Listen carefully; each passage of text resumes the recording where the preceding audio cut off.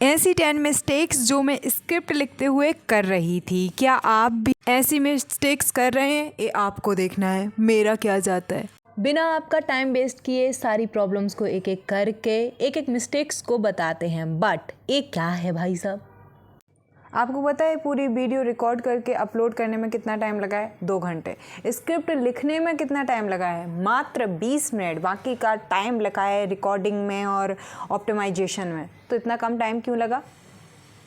तो एक killer script लिखने के लिए हमारे पास होना चाहिए भाई साहब क्या? फॉर्मेट। क्या होना चाहिए? फॉर्मेट। अच्छे से सुन लीजिए, फॉर्मेट में क्या होगा। तो यहाँ पे एक चीज़ और समझानी। कुछ चीज़ें होती हैं जो लाइफ में आपको स्क्रिप्ट या कोई भी काम करते हुए एक बार पता करनी होती हैं वन टाइम। जैसे टॉपिक रिसर्च हो गया स्क्रिप्ट के लिए, स्क्रिप्ट के टाइप्स जानना हो गया, बेसिक्स स्क्रिप्ट राइटिंग के हो गए जैसे इंट्रो, बॉडी, आउटरो। इसमें भी इंट्रो में हुक क्या होता है, सस्पेंस कैसे क्रिएट करना होता है, इन सब के साथ में बॉडी में स्टोरी टेलिंग कैसे की जाती है। फिर इसके बाद में आउटरो में CTR और कुछ ऐसा कि सेटिस्फाई हो जाए बंदा जो हमारा वीडियो देखा है, वो सब कुछ। और फिर इसके बाद में AI से अपन AI का यूज करके कैसे जनरेट कर सकते हैं अपनी स्क्रिप्ट। ये हो गया और स्टोरी टेलिंग हो गया जो कि इसी का पार्ट है।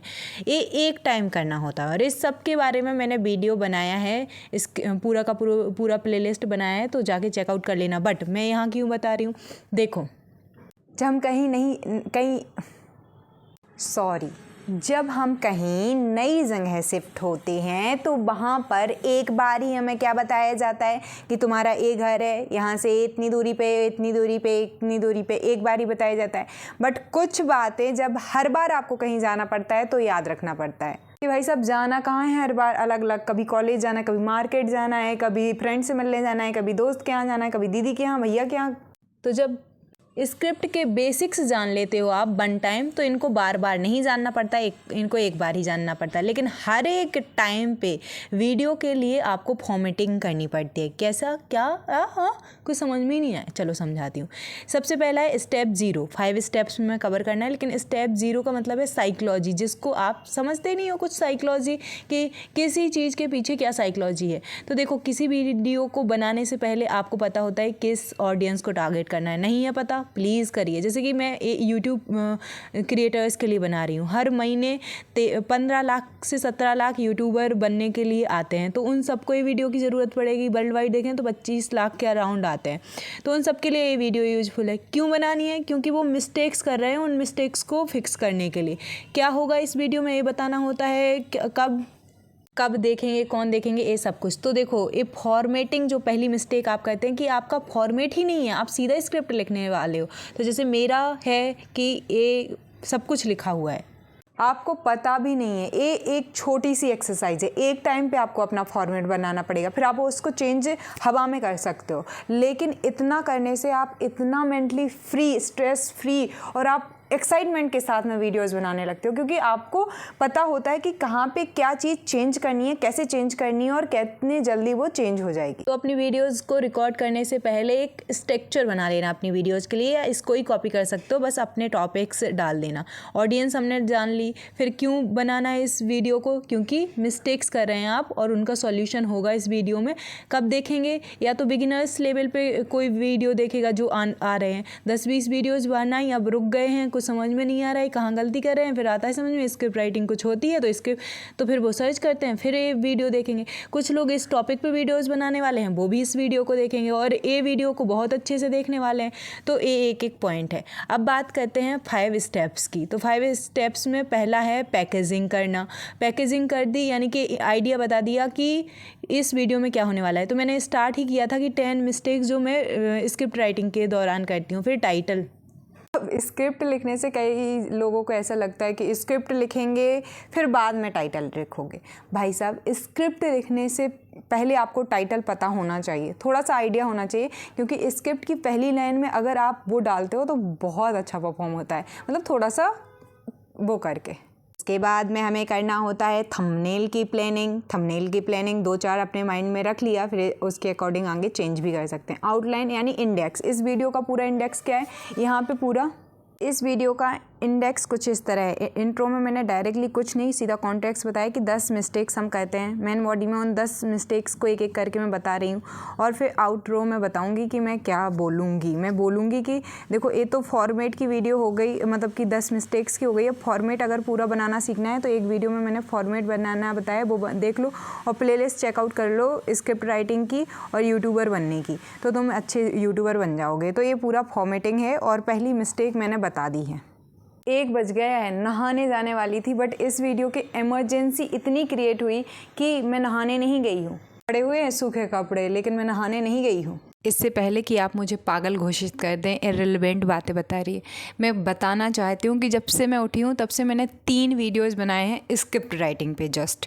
और स्क्रिप्ट राइटिंग अगर मैं कर रही हूँ तो स्क्रिप्ट राइटिंग क्योंकि एक क्रिएशन वाला पार्ट है, तो अगर आप मॉर्निंग में करते हो या जैसे भी आप 10 बजे भी उठते हो उसके बाद में करते हो, तो ये आपके लिए बेटर परफॉर्मेंस रहेगा। क्यों? क्योंकि आपका क्रिएटिव माइंड तब ज़्यादा स्ट्रांग होता है, रादर देन जैसे अपन को एडिटिंग करनी होती है तो आपको अपनी आईज़ इन सब पे फोकस करना होता है। लेकिन जब आप क्रिएटिव कोई चीज़ कर रहे हो बिल्कुल न्यू तरीके से, नई नई हर बार चीज़ें, तो आपका ब्रेन बहुत यूज होता है। तो मैं चाह रही हूँ बार बार कि जाके नहा के आऊँ और फिर वीडियोस रिकॉर्ड करूँ, बट हर बार मुझे कुछ ऐसा मिल जाता है जो मैं बताने के लिए इतनी मजबूर हो जाती हूँ कि अगर ये बात मेरे दिमाग से चली गई और मैंने आपको नहीं बता पाई या मैंने खुद नहीं लिख पाई और फिर ये वीडियो जब मुझे बाद में ज़रूरत पड़ेगी, ये प्लेलिस्ट मैं भी खुद बहुत ज़्यादा रेफ़र करने वाली हूँ खुद के लिए। तो इस वजह से मैंने कि चलो फिर नहा लूँगी, अगर 4 बज जाएँ सर्दी हो जाए तब भी चलेगा, बट पहले वीडियोस बनाने हैं। टाइटल, तीसरा प्रॉब्लम है टाइटल। लोगों को एग्जैक्टली पता ही नहीं होता है उनकी वीडियो का टाइटल क्या है, तो जो मेन इंट्रो होता है उसमें कैसे ही ना कैसे ऐसा कुछ बोलना पड़ता है ताकि आपकी पूरी वीडियो को वो टाइटल डिपिक्ट कर दे, बता दे, कॉन्टेक्स्ट बता दे कि किस बारे में वीडियोस है। तो अभी मैंने 3 गलतियां बताई हैं। क्या? फॉर्मेट ना होना आपके पास में आपकी स्क्रिप्ट राइटिंग के लिए। दूसरा प्रॉब्लम क्या है कि आप किसी भी टाइम पे स्क्रिप्ट राइटिंग करने लग जाते हो। मॉर्निंग टाइम बेटर है क्योंकि क्रिएटिव ब्रेन हमारा उस टाइम पे एक्टिव रहता है। थर्ड जो बात की वो टाइटल के बारे में की, लेकिन इससे भी बड़ी प्रॉब्लम्स हैं कुछ। रिलैक्स। कैसा लगा आपको? थोड़ा सा एक ही दन क्योंकि हम बहुत इन्फॉर्मेटिव और वैल्यूएबल कंटेंट की बात कर रहे होते हैं, तो जो रियल ब्रेक हैं कई बार हम अपने स्क्रिप्ट में डालना ही नहीं चाहते हैं। कई लोग हैं जिनकी यूट्यूब टिप्स की वीडियोस देखते हुए मुझे लगता है जस्ट मतलब वीडियो को छोड़ दूँ इधर ही, क्योंकि वो हम ह्यूमंस हैं और हम अगर 100% का फोकस दे रहे हैं आपको, और क्योंकि आपके विजुअल्स आपका पूरा सब कुछ बहुत दमदार है, तो थोड़ा सा कि कहीं पे इंसान रेस्ट ले ले, वरना वो सीधा वीडियो को पॉज करके हटा के रेस्ट लेगा। ठीक है, तो एक नेचुरल ब्रेक होना चाहिए ताकि आईज, ईयर्स और एक ह्यूमन जो है वो उसके साथ में फ्लो में चलता चले।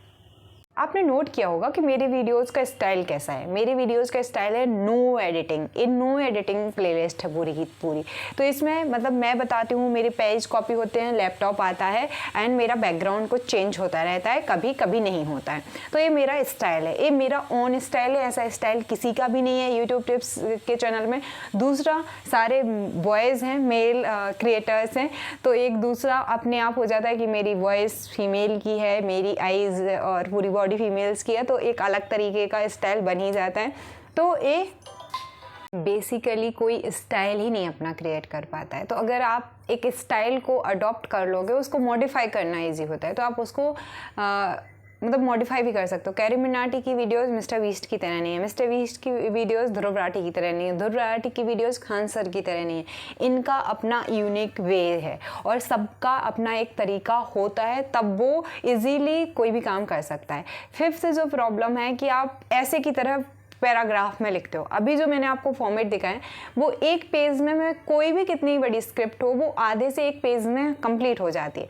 फिर ये होता है कि अगर मुझे किसी एग्जैक्टली इंट्रो को मैं एग्जैक्टली लिखती हूँ तो उसके लिए कुछ रफ पेजेस लगे, बट आपको कैसा लिखना होता है, पॉइंट्स, बुलेट पॉइंट्स, जो मैंने लास्ट वीडियो में कहा था, हेडिंग, सब हेडिंग, टाइटल्स, सब मतलब कि टॉपिक्स, सब टॉपिक्स एंड लाइंस।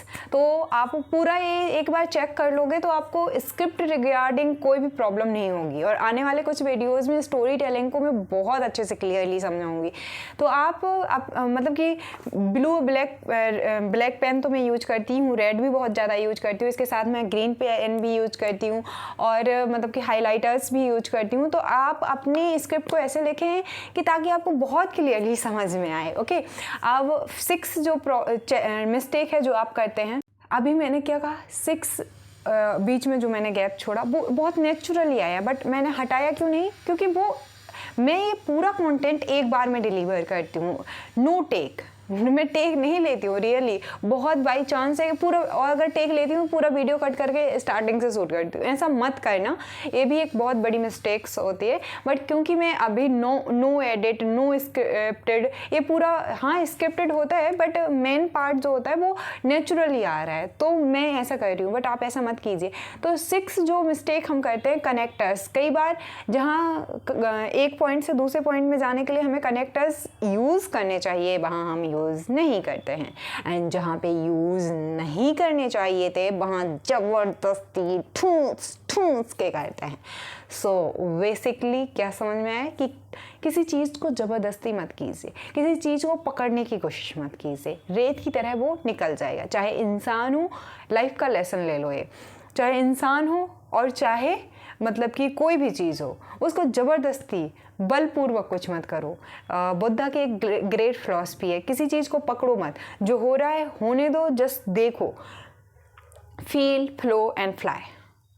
और इससे ज़्यादा बड़े आनंद की कोई बात नहीं होती है। तो जब आपको पता होता है कि जहाँ ज़रूरत है कनेक्शन की कि एक पॉइंट से दूसरे पॉइंट पे जा सको, तो यूज कर लो, बट अननेसेसरी नहीं। ओके, अब 7 जो मिस्टेक जो मैं भी करती हूँ, आप में से भी बहुत सारे लोग करते होंगे, कि इस वीडियो को बनाने से पहले क्या मैंने वीडियोस नहीं देखी होंगी, किसी ना किसी की ये कॉपी तो मैंने की होगी, बट कॉपी पूरी तरीके से कर लेना इट्स नॉट रियल थिंग।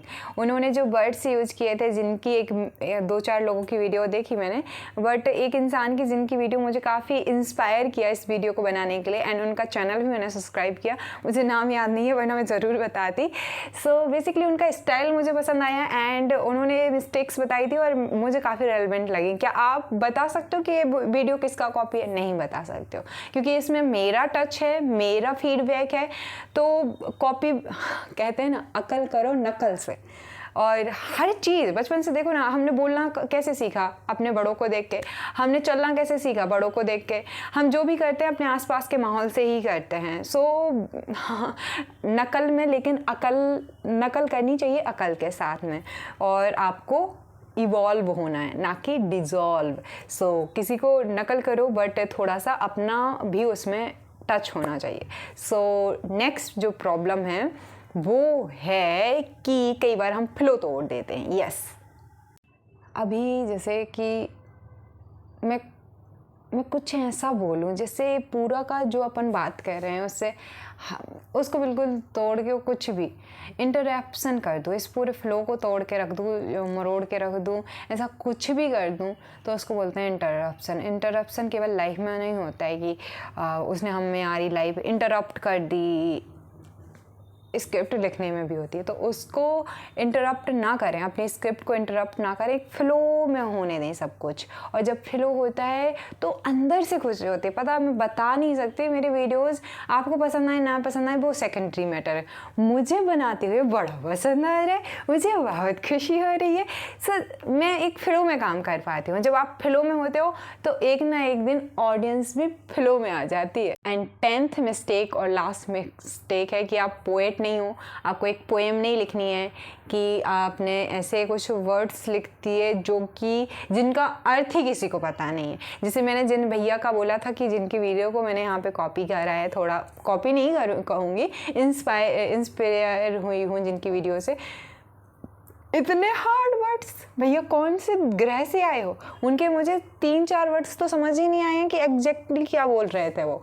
मतलब 5 सेकंड मुझे पीछे जाके और कि अच्छा वो वर्ड लिखा क्या था, उसका मतलब क्या होता है। मेरे क्या पूरे वीडियो में ऐसे वर्ड्स आपको मिले नहीं ना, तो आप ऐसे वर्ड्स यूज़ कीजिए जो ऑडियंस को इजी टू लर्न हो, इजी टू अर्थ पता हो, इजी टू पिक्टोग्राफिक मेमोरी बनाना आसान हो उनके लिए।